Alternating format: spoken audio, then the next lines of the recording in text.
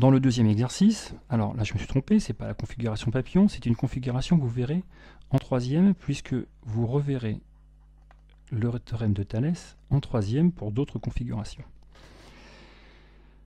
Donc, sur la figure ci-contre, le côté, la droite EA est parallèle à la droite DC, ce qui veut dire que donc, le côté EA est parallèle au côté DC.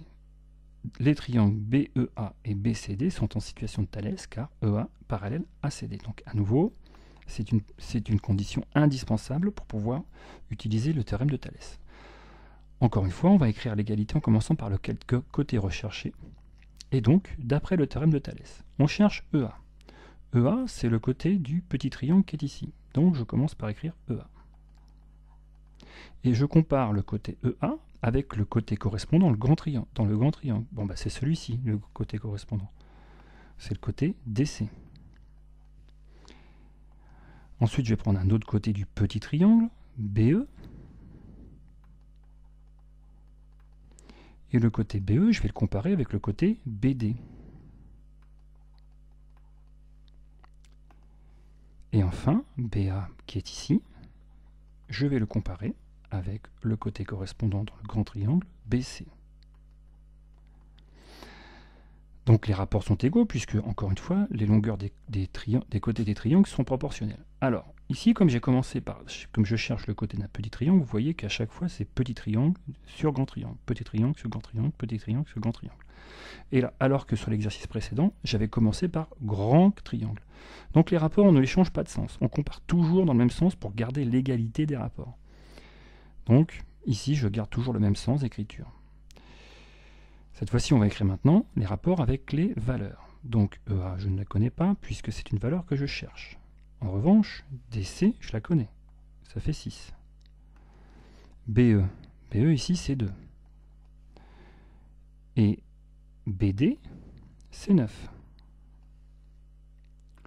Ensuite, BA, je ne connais pas la longueur de BA. Et BC, je ne connais pas non plus la longueur de BC. Donc, dans cette égalité de rapport, il y a ce rapport-là que j'utilise, puisque dans ce rapport, il y a la longueur que je cherche, EA. Et puis, c'est ce rapport-là que je vais utiliser, puisque c'est un nombre rationnel que je connais.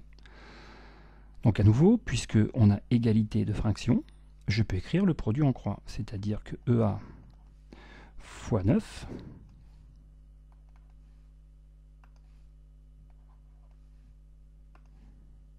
est égal à 6 fois 2.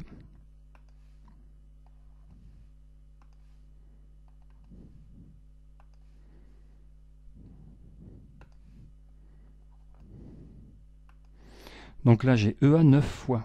Donc pour avoir EA une seule fois, je l'écris une fois là, eh bien, il faut que je divise cette quantité par 9, et donc j'ai aussi divisé cette quantité par 9.